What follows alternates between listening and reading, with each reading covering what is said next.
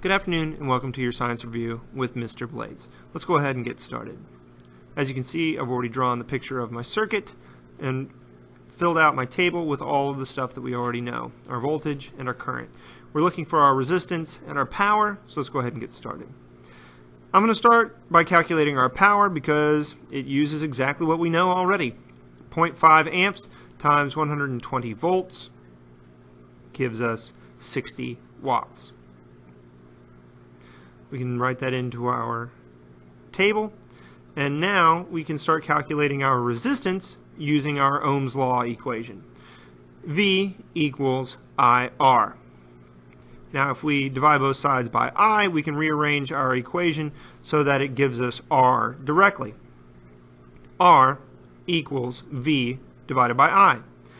And again, we know enough to use this equation, so we have our 120 volts divided by 0.5 amps,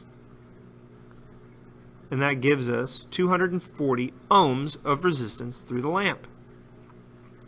Now we could stop here, but I would rather show you how to use the other two versions of our power equation and prove that they work.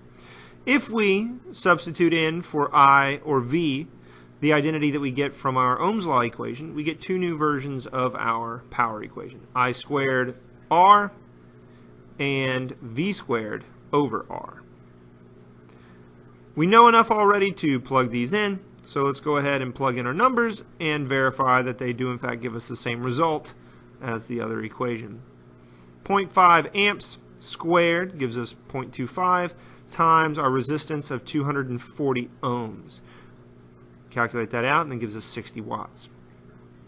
V squared, 120 squared, divided by our R, 240, again gives us 60 watts of power.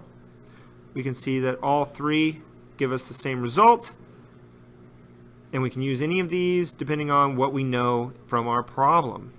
I hope this was helpful, and I'll see you in class.